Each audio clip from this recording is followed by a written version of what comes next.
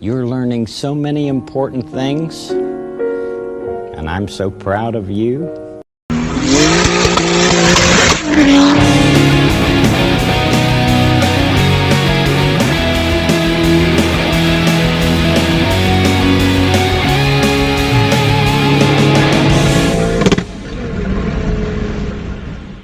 All right, y'all know what day it is.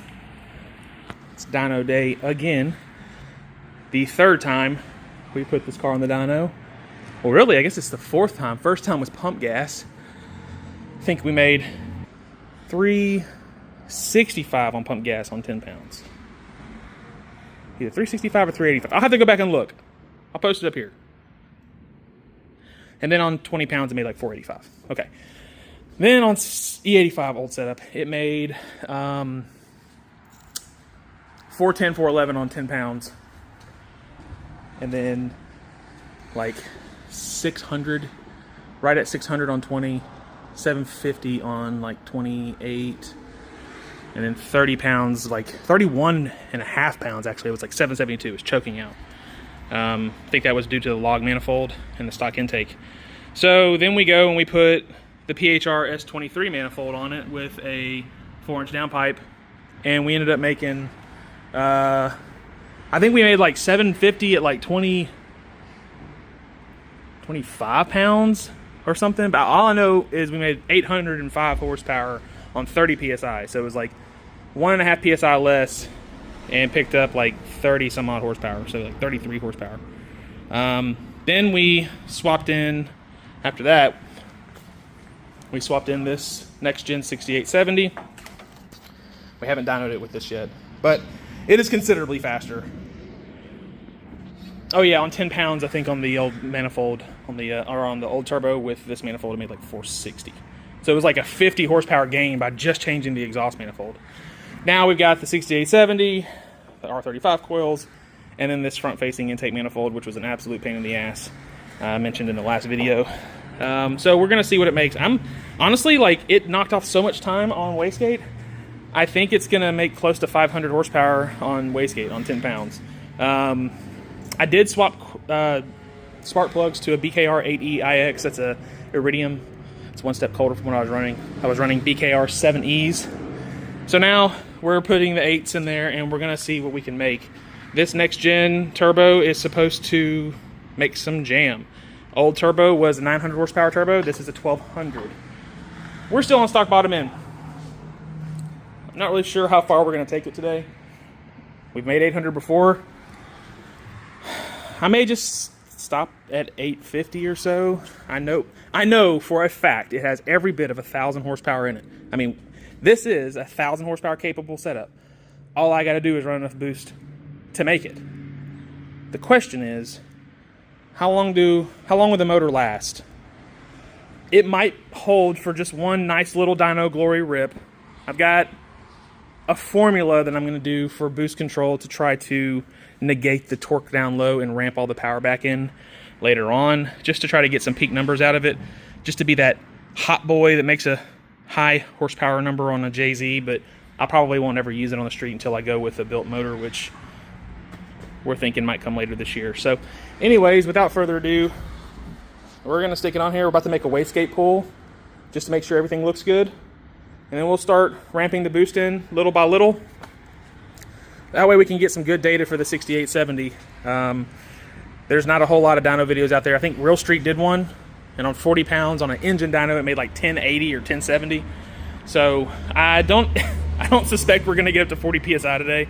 But who knows? I mean, if everything looks good, logs look good, the engine's not showing signs of struggling, then maybe we will. The plugs are gapped to 026, so a little bit more gap. They were 022 before, didn't have any blowout issues.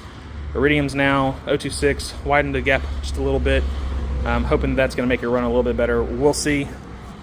I'm wondering if the 8s on low boost is going to cause a little bit, it'd be too cold and maybe make a little less power, but who knows? I don't know. I'm blabbing on. I'm a little nervous. I've been waiting for this day for a while. The setup is pretty much done. We got to make an intake for it that we're going to run probably to the headlight, and then also one to go down with a filter on it. I mean, really, other than that, everything's finished. So I'm nervous. I'm buying my time, but here we go. Let's see what happens.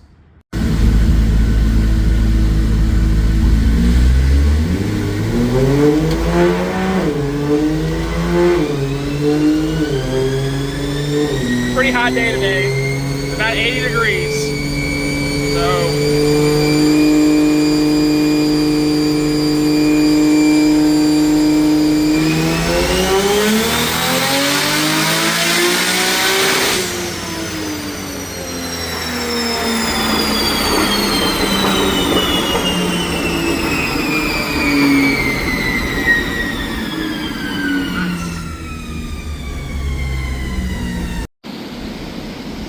all right, we just made our first pull. It's about 10.5 pounds like before. And what do you know? Remember how I said that power was falling off after 6,500 and that I felt like an intake manifold was going to dramatically shift the curve and make it to where I have a better power band? Well, what do you know? Look at that. When before, let's see if I can see it on here. So before, it would make peak power probably about 6,500, which is right where it made it this time too, about 6,650. But then it would just fall off like really hard. I mean, by the time it got over here, it was like, you know, 50-ish or more horsepower. I mean, it could have been almost 100 in some situations. But look at how it just carries it. Honestly, I may need to bump the rev limiter up a little bit. It just keeps making power.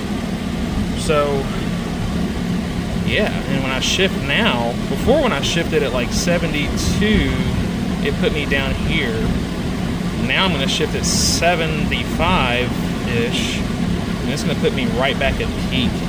So yeah, this is exactly what I wanted.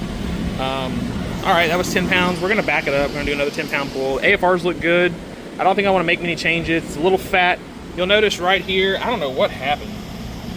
I guess my foot came off the gas. I looked at my log. I was like, something happened there. And that was my foot. I like let off and then let back on, and it was a drastic dip in TPS. So I'm gonna floor it all the way this time and see what happens. Ooh, she breathing. All right, 12.5 PSI, 500 to the tire. Following the same curve, looking good. Well, I know this looks like it's the same day and we're doing the same thing, but we're not, and it's not. It's the next day because my transmission, again, decided it wanted to throw fault code and just stop working. Stopped pulling in gear. Pretty much the same thing I'm having problems with. It's like once a week. So the last time this happened, I just let it sit overnight, came back, started it up, and it was fine. I have no idea what's going on. Now, I had to redo all the adaptions again on the dyno this time, but whatever. This is just kind of life now. I don't understand it. It shouldn't be, but it is.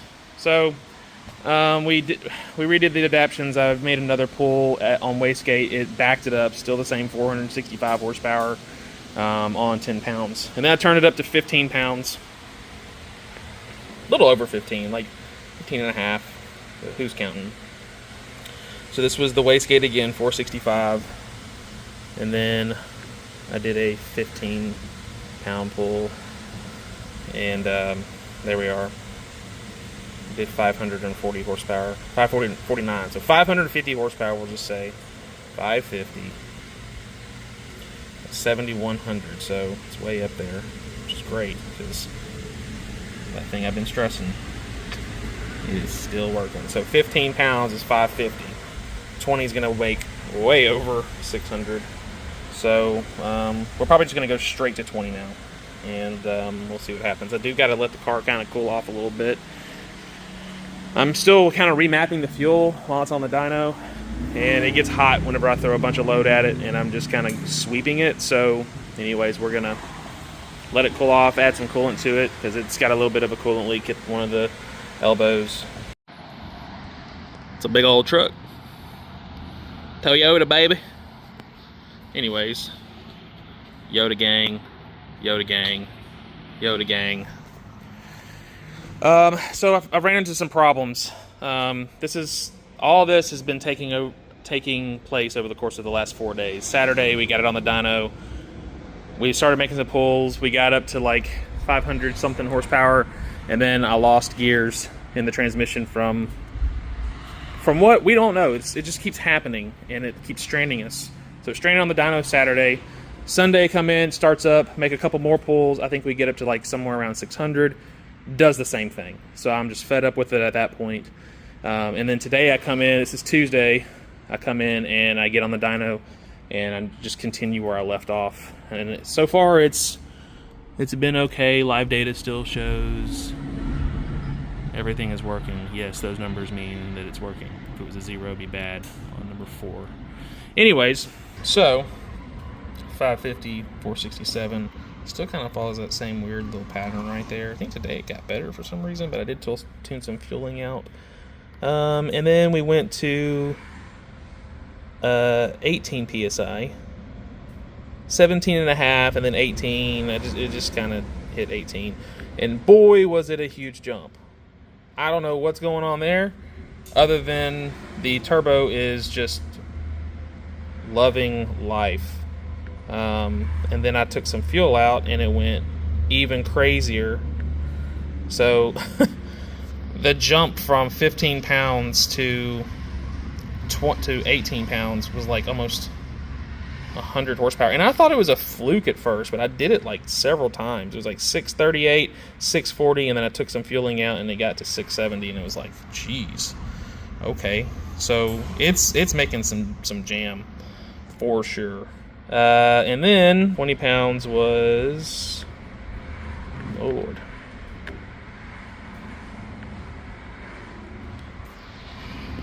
$737. And before my peak torque, this is at peak horsepower was at like 6,500 RPM, somewhere low, like somewhere down here. Max power would be like down there, and now it's just like bam, way up here.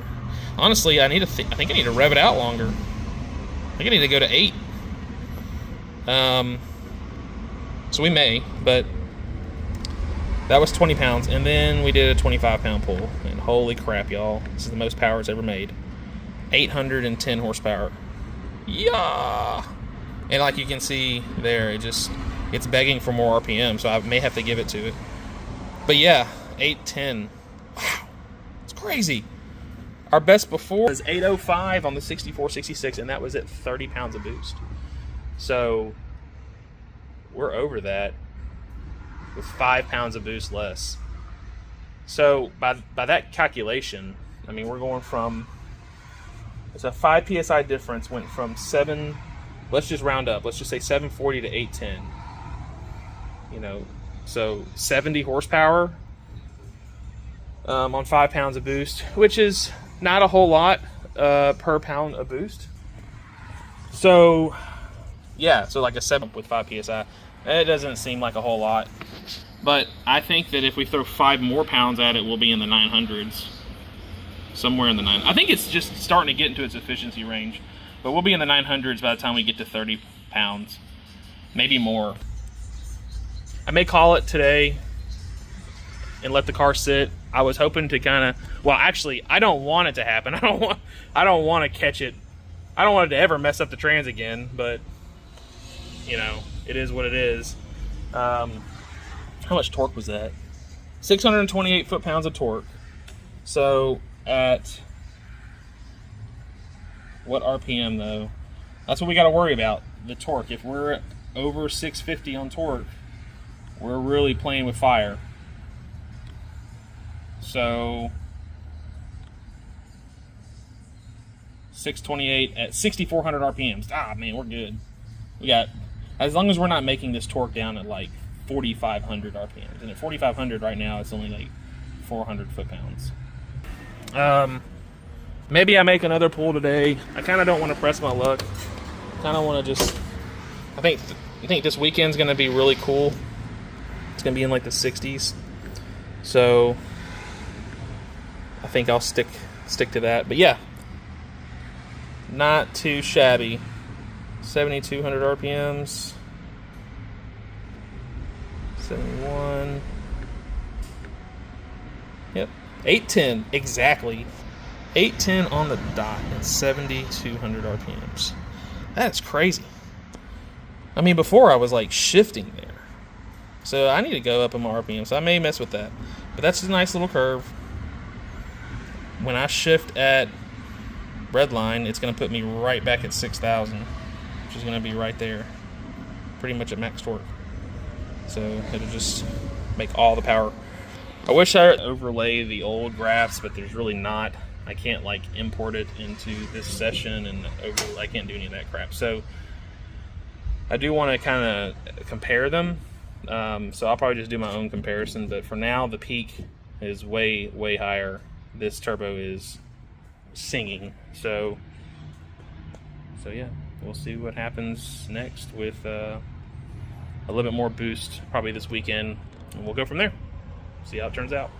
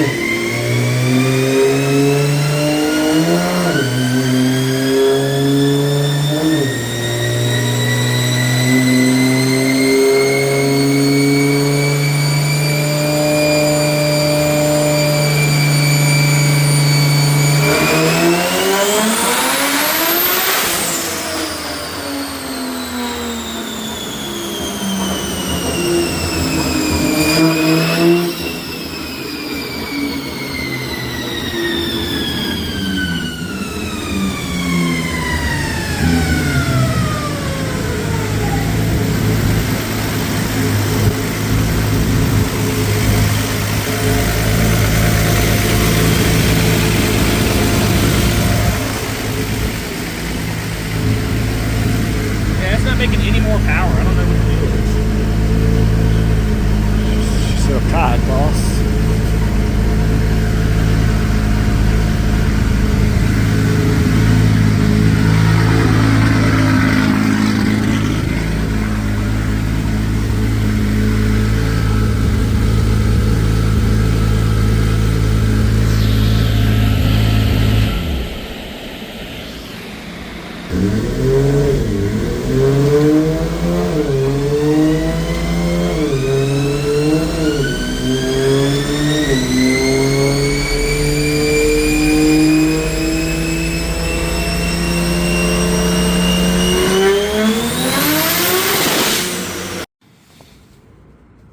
You did good, Big. You did good. She did great. We had a bit of a problem with, well, what we suspect was a bad ground. You know, your boy here preaches grounds all the time to his customers, and he never listens to his own advice. And we had a 38-year-old ground, factory ground, that went from there to there, and it was a little loose. Wasn't working very well. In fact, we modified it. We made it work, but it was still loose in there, like there. And then like all of the like fibers on the inside were like green and gross, and pretty sure that it was just on its way out. So we fixed a ground issue. We are running into fuel pressure problems, so we stopped because of fuel pressure. It's dropping like 10-15 psi in the middle of the run. You'll see, if you can see this, the yellow line is fuel pressure, the red line's boost. So it's following, looks good, right? Oh, great. And then we're hitting like close to max horsepower and starts to plummet. Now, with that being said, we are seeing some drops in battery voltage. It's not so bad. It's 12.6 volts. I don't think that's necessarily an issue, but an alternator upgrade might be needed. So with that being said, we did redo the 10-pound pull, and then we just jumped straight to 25 pounds. So I know we said some stuff earlier about what it made at lower boost levels. All of that's a little higher now. So for 10 PSI, it makes 500 horsepower, which is pretty sweet. That's kind of what I thought it would make, honestly. I thought it was going to make 500 on 10 pounds. Before, with the other ground on it, which is so weird, it's just a ground, it was losing fuel pressure from one pump, so I activated the other pump at 10 psi, and we started making more power. So it made 500 instead of 465 on 10 pounds. The other stuff, like the 12.5, it made 500 on the old setup. Now it's making, and then on 15 pounds, it made 550. Anyways, we're just jumping straight to 25 pounds. Don't care about that. 25 PSI is now at 828 horsepower. So we'll just say 830 on 25 pounds. I'll probably let out just a little early there. So I probably could have made a little bit more. I really need to bump obviously, I need to bump the RPMs up more because it's making more power. But yeah, it made 828 on 25 pounds. This is after we fixed some of the issues, and then we put it on 28, and as you can see, it's just still just climbing. Like, torque's leveling off, that's good, but it's still just climbing, so I really need to go up with the rev limiter. But it made 865 on 28 pounds, so we're making, that's 115 more pounds, or 150 more horsepower there on the same amount of boost. Then when we had the 6466, it did like 750 on 28 pounds on that log manifold setup. Now it's making 865 on 28 pounds. And then I think it made like 800 on 30 pounds. They made 805. So now we're just like cranking it out. So then we went from 28, and I did some pulls in between, like 29, 30, went to 31. Fuel pressure started dropping bad. We backed off. We're at 940 horsepower, guys, on a stock JZ bottom end. 730 pounds of torque, but it's way up here. It's way up here. Now, I'm not going to run this, guys. This is 200 more horsepower than I had when I ran my 460. This is enough power to put me in the threes, like easily in the threes. So I'm probably not going to use all this power. We just found out today that we got accepted into a really good race that we're trying to make in September. That we will tell you guys more about later on. We actually got accepted to 2 races, one in May and one in September. So we're going to gear up for that. I want the stock motor to handle it. So we're going to back it down. I'm going to play with it on the street some in between then. We're going to go to a couple races, but we're going to probably end up getting a induction performance stage 2 for this motor, for this car. Sorry, 10-1. I'm stuttering. I'm like super excited that I did this. So kind of been battling some problems with it and finally got it all worked out. So golly, that's just I'm still kind of shaking from after seeing that. So here's the difference between 10 pounds and 31. That's a huge difference. But, you know, it's crazy. remember when I said that intake manifold was causing it to fall off and all that shit? And everybody was like, it's valve float and all that. And no. Intake manifold. Throw it on your car. I don't care what anybody says. That shit was awesome. So yeah, anyways, I will probably post up some of the graphs with different power levels here pretty soon. I think next I got some Mickey Thompsons that I'm gonna throw on this thing. I bought some ET Street R's. The 275 5015 Nitto NT 555 R2s they're good. They got me good ways into the fours, so I'm happy with them, but I think if I want to go threes, I'm gonna have to put a real tire on it. If I can go and do this on the street, the 390 is what I'm after. That's the fastest E30 60 to 130 in the world. All the other times were done at the track. It's probably already got the fastest time on the street, other than maybe Nis, because he's all-wheel drive, but he's a 452, and I can guarantee you this car's faster than that on the street. So on the track, I know we'll get it 100%. Like in May when we go to this track, it's doing it. It's doing in the threes. I want it on the street though, so I can kind of have those bragging rights. And it sounds stupid, but yeah. So I think next up, we're just going to work on getting the transmission to continue to work. I've got some plans for that. It had a low voltage issues. I really hope that this ground was the problem the whole time. If it was, oh my God, we're done. Like, we don't need to do anything with the transmission. We can just go out and enjoy the car. It's pretty much finished.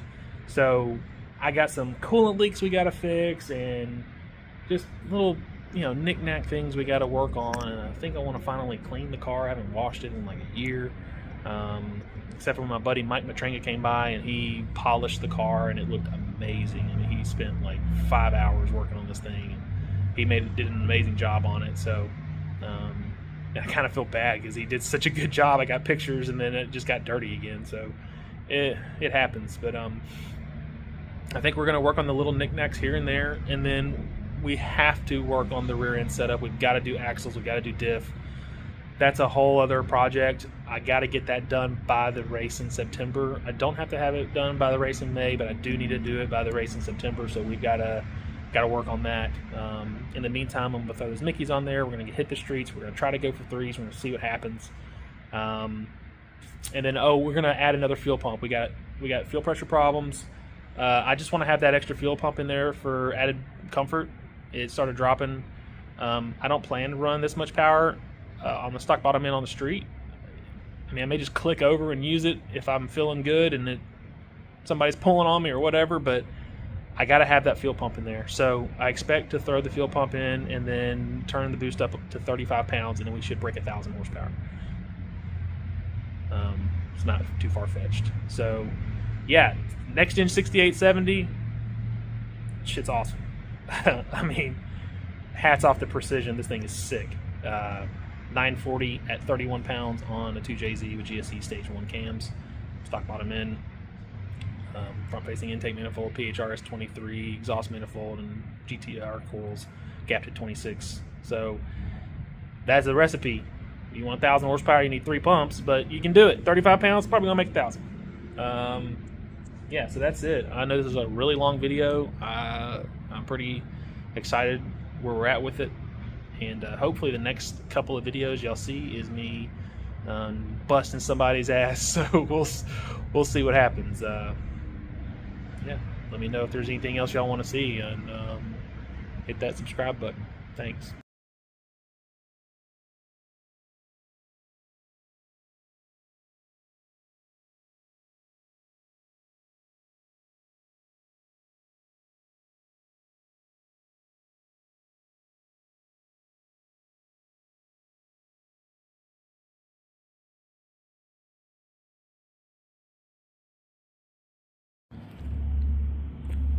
Got those sticky, icky Mickeys.